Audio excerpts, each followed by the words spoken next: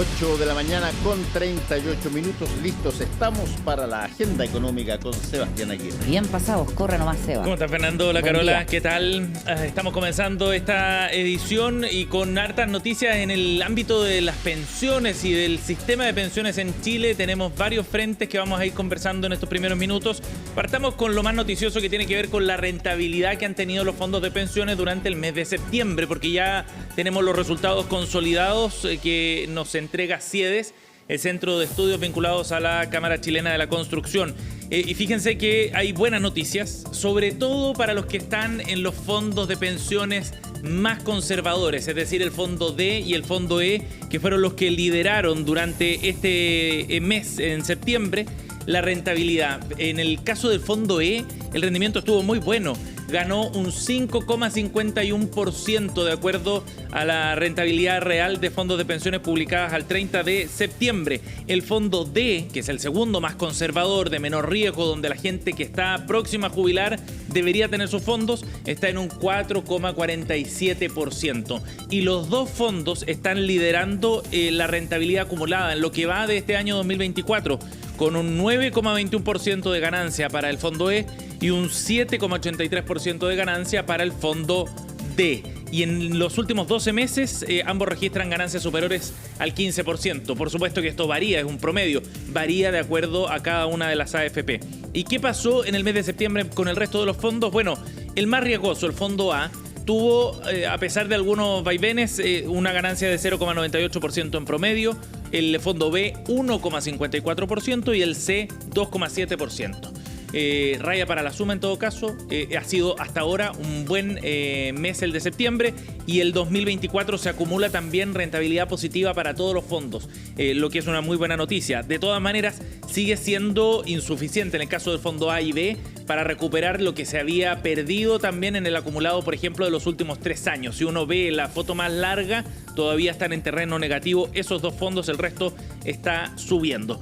Y hablando de pensiones, y en medio del debate que está en el Congreso por la reforma de pensiones que está empujando el gobierno, bueno, hoy día tenemos novedades bien interesantes de un documento que ha preparado la Asociación de Administradoras de Fondos, de la Asociación de AFP, que entró a esta discusión con un documento bien concreto. Ha participado en distintas instancias, ha sido público su rechazo a la forma que está llevando este cambio que propone el gobierno al sistema. Y ese rechazo ahora, bueno, se sistematiza de alguna manera con una serie de propuestas que tiene este documento de 58 páginas, que se va a hacer público hoy, pero que adelanta el Diario Financiero y que trae varias propuestas bien concretas, con una promesa además bien ambiciosa. Hay que tomar con pinzas todos estos cálculos y todas estas propuestas, porque sabemos que muchas veces en el camino después no se cumplen algunos supuestos y lo que se prometió no se cumple.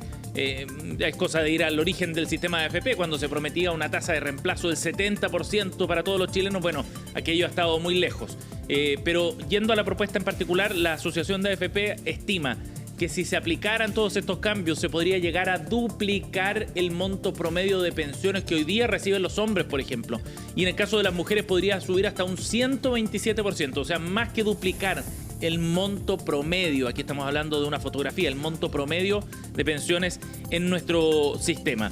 Esto a largo plazo, por supuesto. No estamos hablando de quienes vayan a jubilar en 10 años más, sino cuando ya el régimen de todos estos cambios esté realmente implementado. Pero de todas maneras, para quienes jubilen, por ejemplo, hacia el año 2050, ya podría haber un aumento de cerca de 50% en el monto de pensiones. Y como la asociación hace una serie de propuestas, vamos a detallar algunas de ellas. Por ejemplo, aumentar los niveles de cotización. No solo la tasa de cotización, que se llevaría a un 18% para el año 2040, sino que además aumentar quienes cotizan hoy día. Cotizamos poco y somos pocos además dentro del mercado laboral los que estamos cotizando. Por lo mismo, proponen que, por ejemplo, se generen ciertas condiciones para que toda aquella persona que recibe ingresos formales, bueno, esté cotizando. Y así, por ejemplo, un taxista que hoy día tiene que sacar un permiso de circulación y tiene que sacar trámites, bueno, esté condicionado ese permiso para circular en las calles a un cierto nivel de cotización. O que, por ejemplo, una persona independiente que tiene que sacar una patente municipal demuestre también haber cotizado durante el último año para poder obtener esa patente. O sea, generar mecanismos que incentiven, en definitiva, que aquellas personas que hoy día no están cotizando para su jubilación estén obligadas a hacerlo. Se propone un bono de 1 millón de pesos por hijo nacido, el bono Marraqueta, una propuesta que se discute hace un buen tiempo, que podría subir hasta un 12% las pensiones para los hombres. Ahorro vía consumo también, que es un mecanismo que ya se ha implementado en otra parte, o sea, que parte de lo que estamos gastando en compras vaya destinado al ahorro. Subir la cotización, como ya les decíamos, de manera gradual hasta el 18%. Este es un punto bien relevante, se le hace el quite a la discusión, pero porque es muy controvertido. Subir la edad de jubilación también. No para quienes estén próximos a jubilar. De hecho, la propuesta establece claramente que a todos aquellos que tengan 40 años al 2025, que tengamos 40 años al 2025, bueno, no haya cambios en la edad de jubilación. Pero de ahí empezar a establecer un sistema gradual por género, por edad, para que en el largo plazo, en el fondo, se iguale la edad de jubilación de hombres y mujeres y sea más alta, como una manera de retrasar la edad de jubilación y por lo mismo entonces generar más ahorro. Por otro lado, mejorar el régimen de inversiones este punto es bien relevante también, subir la PGU condicionada a ciertos incentivos al ahorro. Si usted tiene tantos años de ahorro, su PGU sería mayor. Esa es otra de las propuestas que trae la Asociación de AFP. Va a generar seguro un debate bien interesante. No hay propuestas, eso sí, que aborden temas vinculados a la misma industria, o al menos no en el adelanto que trae hoy día el Diario Financiero, que tengan que ver, por ejemplo, con cómo generar más competencia en el sistema, con cómo disminuir las comisiones, cómo generar mejor rentabilidad también, porque si hay un tema al que también se le ha hecho el quite por parte de la asociación, tiene que ver con los rendimientos decrecientes de los fondos de inversiones. En los 90 generaron un rendimiento mucho más alto que el que generaron 10 años después o el que generan hoy día. Por lo tanto, también ese es un tema bien relevante que al menos no aparecía en este adelanto, como decíamos, que trae el Diario Financiero. Pero es un asunto también bien importante y hay que hablar también de una industria que tiene ganancias extraordinarias frente a un sistema que está completamente deslegitimado. Eso no conversa mucho y es un tema que quizás todavía no se aborda correctamente. Bueno, vamos a profundizar en temas vinculados a la reforma de pensiones porque también hubo ayer novedades en la tramitación de la reforma en el Senado. Estamos con el integrante de la Comisión de Trabajo de la Cámara Alta, el senador del Partido Socialista, Gastón Saavedra, está con nosotros aquí en Agenda Económica. ¿Cómo está, senador? Bienvenido. Buen día, ¿cómo están? Muchas gracias por la invitación. Gracias por estar Buenos con nosotros. días. Senador, me gustaría que partiéramos con estos últimos antecedentes. No sé si usted pudo ver este artículo del Diario Financiero donde aparece ahí el detalle de estas propuestas, pero la Asociación de AFP está sistematizando en este documento de 58 páginas varias propuestas. Aumentar la tasa de cotización, generar incentivos para que haya más trabajadores cotizando, retrasar la edad de jubilación, entre otras cosas. ¿Qué le parece, a grosso modo, esta propuesta que está haciendo la Asociación de AFP? Bueno, ellos tienen la libertad de hacer proposiciones que estimen convenientes. El punto está en que hay una reforma previsional que está en el Senado en este minuto, en la Comisión de Trabajo, que se está llevando a cabo y va por un camino, diría yo, bastante ajustado a la realidad primero, que tenemos que construir un sistema de pensiones que el país hoy día no tiene, que es de carácter mixto. Y entonces allí es la primera pregunta, si es que la asociación de AFP está disponible para aceptar que haya un nuevo sistema y que no solo se mantenga con el pilar privado, con el pilar contributivo, más el subsidio que es la pensión garantizada universal. Se trata entonces de abrir a un sistema de 3 partes con un pilar solidario que en este caso son los 6 puntos en discusión y ese es el punto al que tenemos que abocarnos. Bueno, la asociación, perdone, senador, pero la asociación en su documento no dice nada respecto a eso, o sea, ellos se han manifestado abiertamente contrarios a la idea de generar algún tipo de solidaridad vía cotización. Bueno, efectivamente es eso, porque tenemos que resolver un problema en que hoy día las mujeres tienen una mediana de pensión de 58.000 pesos.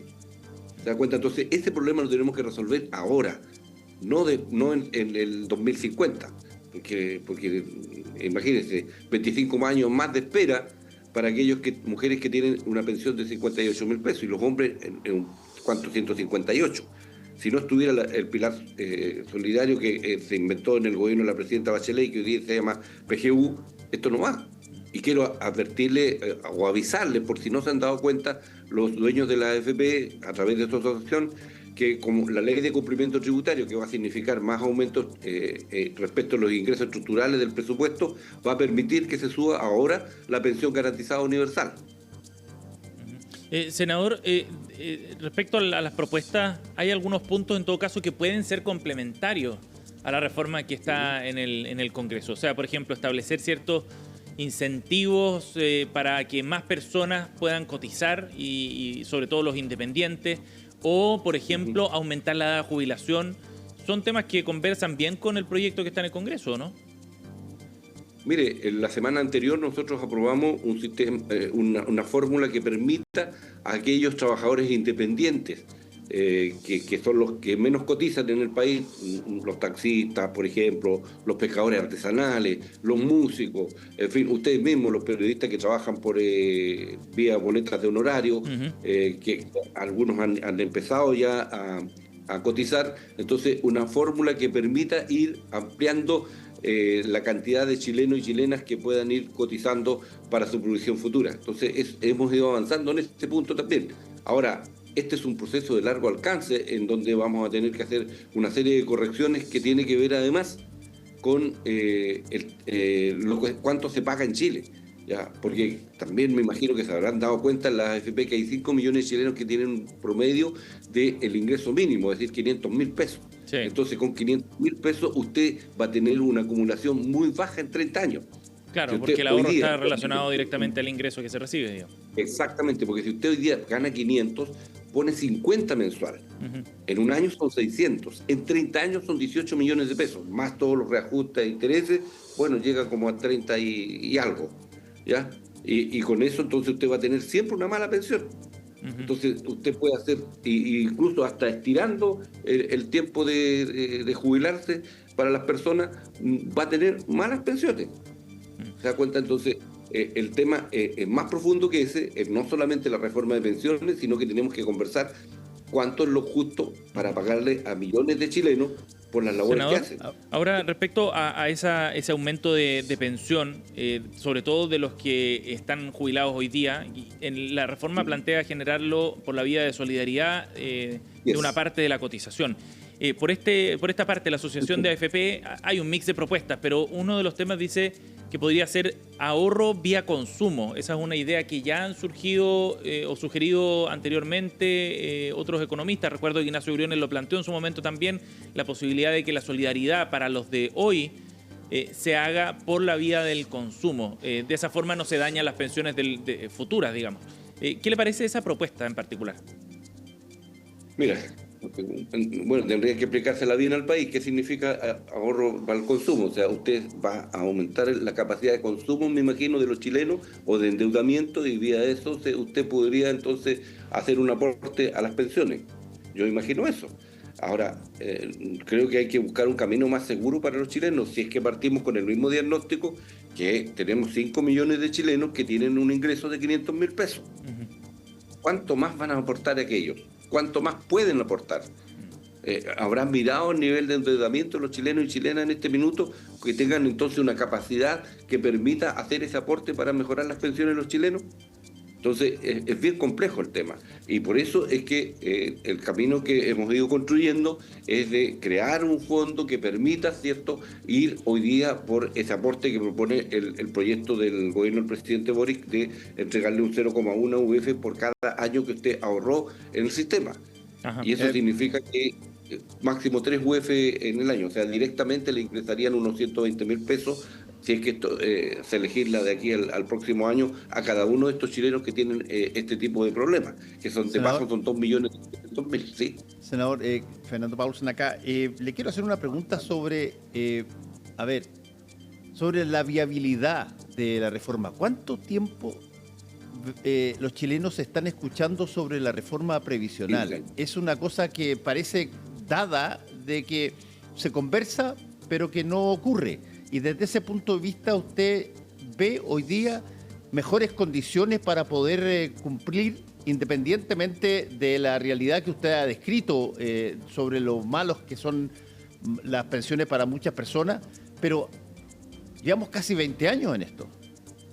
15. 15. Mira, yo soy de los optimistas, creo que hemos ido avanzando. Ayer votamos un nuevo punto de la reforma, Sí. a referéndum, como hemos acordado, que tiene que ver con un sistema de cobranzas, porque hay una cantidad de chilenos que no les pagaron las pensiones, se las descontaron y no se las pagaron, y esa deuda es de 20.000 millones de dólares, ¿ya? Pero se propuso por parte de los técnicos y en el acuerdo de trabajo que tenemos, y hemos aprobado al referéndum ayer el sistema de cobranza o de recuperación de algún monto de esta deuda previsional que tienen los empresarios que descontaron y no pagaron, o alguna institución pública también.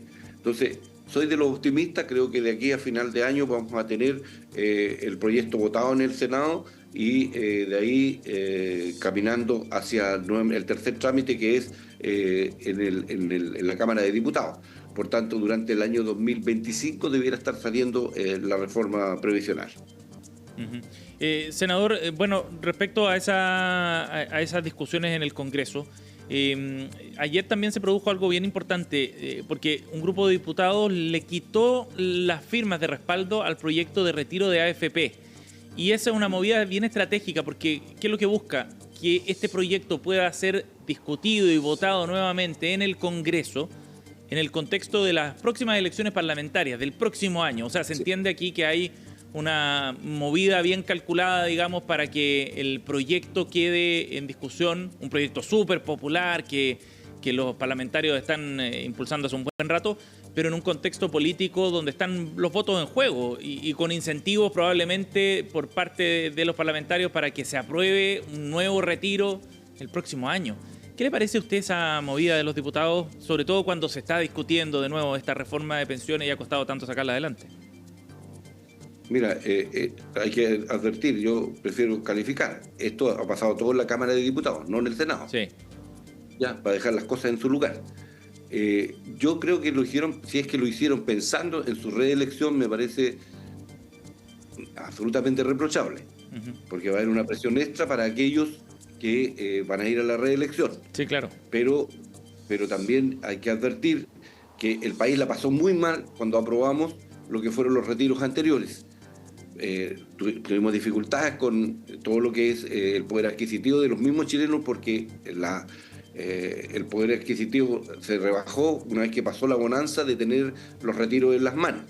Y el descontrol de la economía fue gigantesco, y eso significó muchas dificultades para el funcionamiento del país en materia económica, y sobre todo el castigo mayor recayó sobre los que tienen ingresos más bajos. Entonces, yo no estoy de acuerdo con que este tipo de maniobras, porque evidentemente, siendo, yo diría, no un proyecto popular, un proyecto populista, no le hace bien ni a los propios chilenos que van a retirar, ni a aquellos que esperan, ¿cierto?, que haya un aumento del consumo. Pero también tiene que ver, senador, con la molestia de ciertos diputados por la forma que está tomando el proyecto de reforma de pensiones. De hecho, el diputado Araya ayer decía que esta era una reforma que estaba... el senador Araya decía que era una reforma que había cortado varios de los puntos centrales con los que se había planteado originalmente esta discusión, y que ya no era la reforma original, digamos, que era un pequeño cambio, un retoque al sistema solamente. Yo quiero recordar a muchos que en el propio Senado, de los 50, la derecha, la oposición tiene 27 votos en la sala, nosotros 23. Entonces usted tiene que legislar de acuerdo a esa realidad. Tenemos dos posibilidades: o legislamos para obtener un avance y recordar a don Patricio Erwin en la medida de lo posible, pero tenemos una reforma que va a mejorar las pensiones sustantivamente a la vuelta de legislar. Yo no tengo dudas en eso. Pero es un primer piso de un edificio de bienestar que en el país se tiene que construir con las fuerzas que hoy día tenemos, con el consenso que podemos generar. Y ya habrá otro minuto en donde podamos avanzar más, porque si no, efectivamente en Chile vamos a seguir teniendo las pensiones de miseria, y vamos a seguir teniendo entonces un sistema de pensiones centrado solamente en el ahorro que significa estar en una AFP a expensas de lo que allí se decida. Porque usted, es cierto, la plata es de los trabajadores, pero quien la administra y dispone de los intereses y del resultante de sus pensiones son los dueños de la AFP, no son los trabajadores. Entonces, esto hay que resolverlo ahora sí o sí, con los avances que vamos a tener y no ir por proyectos como este. Porque no se olvide que si se produce un séptimo retiro, o el número que sea, vamos a tener 4.100.000 chilenos sin un peso en sus cuentas de ahorro. Y eso también es bueno decirlo. Y eso va a ser fatal para, diría yo, pensiones incluso del largo plazo. Usted no va a alcanzar a tener pensiones en esa condición. El senador Gastón Saavedra ha estado con nosotros aquí en Agenda Económica. Senador, gracias por su tiempo, muy amable. Muy amable, muchas gracias por la invitación. Buenos días. Adiós. 2 minutos faltan para las 9. Vamos a ir a otro tema. Pocas veces se ven manifestaciones públicas de molestia de parte del sector privado tan explícitas como la que llegó ayer a la Comisión de Energía de la Cámara de Diputados. Es una carta que iba con copia también al ministro Marcel y al ministro de Energía Diego Pardow. ¿Ya? Y la firman un grupo de bancos de inversión, algunos de ellos los actores más relevantes en el mercado de financiamiento de proyectos de energía en el mundo. Se trata de una carta que lo que hace es criticar duramente el proyecto de subsidio eléctrico que está empujando el gobierno. Este tema se abordó de hecho en el Chile Day en Londres hace un par de semanas, en París y Londres, en el mes de septiembre, y generó un episodio donde se produjo una tensión ahí entre los representantes del mundo de las eléctricas y el gobierno. Pequeños medios de generación distribuida. Exactamente. Y aquí la carta cuestiona fundamentalmente los cambios que se están produciendo en el sector eléctrico en general en Chile, que están generando un nivel de incertidumbre que puede afectar directamente las inversiones en este sector. Hay mucha molestia por lo que califican como un cambio de las reglas del juego que está empujando el gobierno. Recordemos que esto tiene que ver, como bien decías tú, Carola, con estos famosos pequeños medios de generación distribuida, las empresas PMGD por sus siglas, que son empresas de proyectos de desarrollo de energía renovable que reciben ciertos beneficios del Estado, subsidios directamente. Y el gobierno lo que está haciendo es modificar los subsidios y los cambios, más bien hacer cambios en los subsidios para poder financiar con esos recursos una parte del subsidio eléctrico a las familias chilenas que se está discutiendo en el Congreso. El gobierno, en definitiva, está empujando este cambio como una manera de que todos los sectores contribuyan a financiar aquel subsidio. El problema es que ese cambio de las reglas del juego hoy día es muy mal visto por actores extranjeros, incluyendo estos bancos. Y cuando hablamos de bancos grandes, estamos hablando, por ejemplo, del banco de inversión BlackRock, que es uno de los más importantes del mundo, un fondo de inversión verde de Alemania, por ejemplo, un fondo de inversión verde de Estados Unidos que se llama Denham Capital, entre otros. O sea, son pesos pesados que están poniendo una señal de advertencia. No solo porque ven difícil que esto pueda aplanar el camino para nuevas inversiones a futuro, sino también porque estas mismas empresas eléctricas han ido generando algunos instrumentos de deuda que hoy día tienen estos bancos de inversión. O sea, sus propias inversiones también podrían estar en riesgo en la medida en que se afecta el flujo de dinero a estas PMGD. En el mediano y largo plazo, dice la carta, creemos que la percepción de Chile como un mercado que ofrece estabilidad jurídica y que es atractivo para la inversión podría verse dañado. Bien claro, ¿no?, el mensaje que están enviando. Y podrían afectar, dicen, sectores no solo del ámbito energético, sino también otros como el de hidrógeno verde, por ejemplo, sectores más incipientes, o el de almacenamiento de baterías también. De hecho, esta señal de alerta es bien relevante porque estamos hablando de un sector, el de energía en general, que está liderando la atracción de inversión extranjera en Chile. Según el último informe de Investile, está liderando la carpeta de inversiones. Y se estima que de aquí al año 2030 se necesitan 23.000 millones de dólares para invertir en energía, de tal forma de ir acercándonos a todas las metas que tenemos de descarbonización y de transición energética.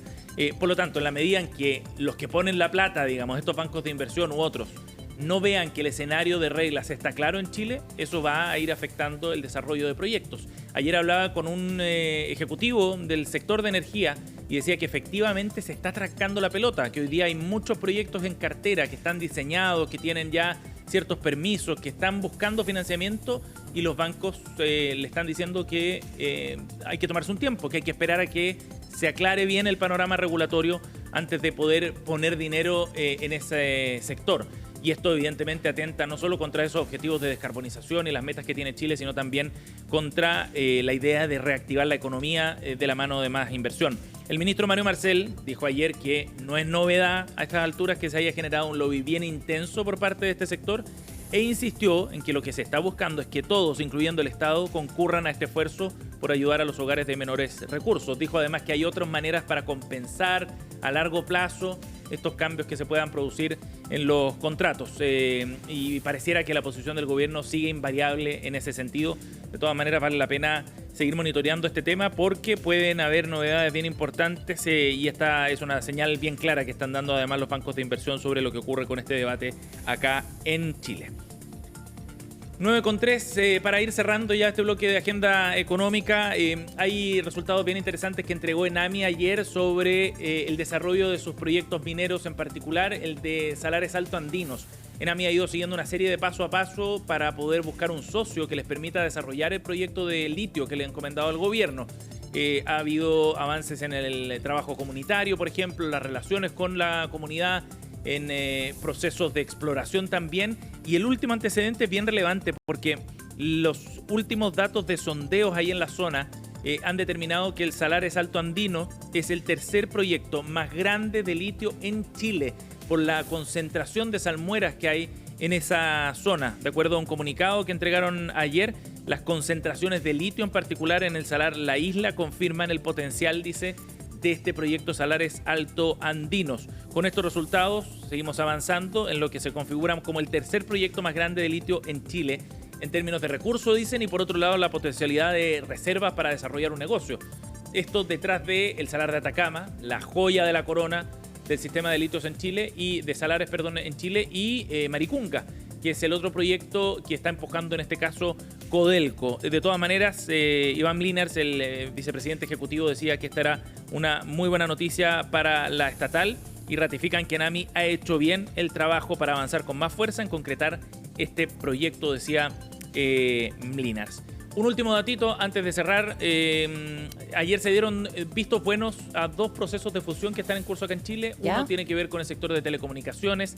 La Fiscalía Nacional Económica aprobó la adquisición de Claro BTR por parte de la empresa mexicana América Móvil. Eso ya queda zanjado por parte de la Fiscalía Nacional Económica. Grande, Y ¿ah? por otro lado, muy grande en el sector de telecomunicaciones, que es bien competitivo. Y por otra parte, en la banca, la Fiscalía también dio el visto bueno a la fusión del banco Vicecorp y el grupo Security. Desde Vice dijeron que ahora están a la espera entonces de los siguientes pasos de la CMF y otras autorizaciones para llevar adelante entonces esta integración entre los dos bancos de la plaza. Grande. Esos dos bancos de la plaza, ¿cuántos cuentacorrentistas más o menos entre ellos? Me pillaste con el dato. En materia de porcentual.